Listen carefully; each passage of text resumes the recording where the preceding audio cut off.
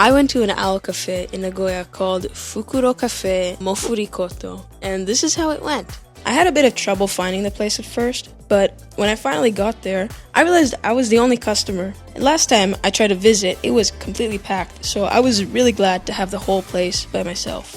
As I walked inside the store, I was greeted by 30, maybe 40 something owls, all staring at me intently with their big, wide eyes. As I'm looking around and taking in my surroundings, I see 6 big birds on a counter to my left, and in front of me are like 10, maybe 12 smaller, cute little owls. I look to my right and see that right near the entrance was a vulture, a real-life vulture, in its own enclosure, just casually hanging out like it wasn't the wildest animal there. I completely didn't notice the vulture the first time I came by. I felt like I was looking at a mythical creature. It was also a lot prettier than I thought like a vulture would be. I thought it would be like ugly and kind of scary with a wrinkly, pale pink neck. Anyways, I'll admit, I don't know that much about owls. The extent of my knowledge goes as far as a couple of Google searches and TikTok videos watched.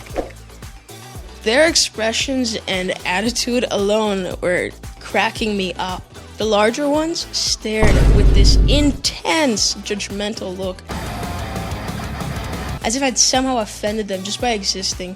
Hey, touch me, man. What's wrong with you, man? The smaller ones just seemed very alert and cautious of this new human's presence in their vicinity. But aside from being skeptical of my camera, they were surprisingly relaxed.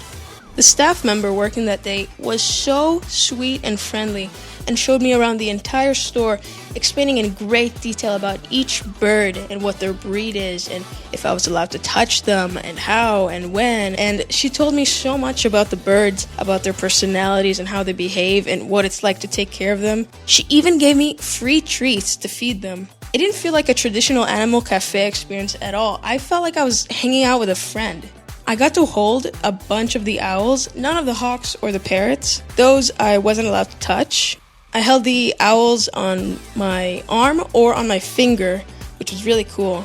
I had to stay super still to make sure that I don't wobble and the owl decides to take off. And every time they did fly, they generated so much wind with their wings, it really caught me off guard. And the teeny tiny owls were so cute. The way they bowed their heads and closed their eyes when being pet made my heart melt. Apparently, their actual species name is little owl. Even though they're small enough to fit in the palm of your hand, the ones I met were around 5 to 6 years old, which is like middle-aged for them. Then we got to the parrots. There were 2 blue parakeets and 1 green yellow-headed parrot and 2 cockatoos, each in their own cage, one of which was quite mischievous, named Achan. Achan was quite the character. He loved trying to shake hands with anyone brave enough to stick a finger near his cage. And by shake hands, I mean he'd grab hold of your finger with his sharp claws and try to bite it. He wasn't the smartest bird in the room, let's just say, but he did have one funny trick he could do. If you offered him a sunflower seed, he'd do this silly dance and finish it off by shouting, "Banzai!" Oh my god!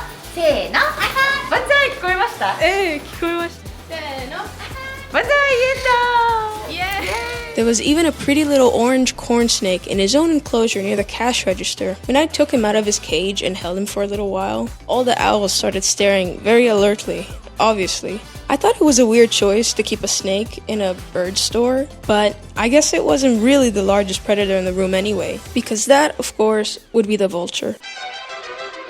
Overall, the whole visit was incredible, and I'd love to go back again.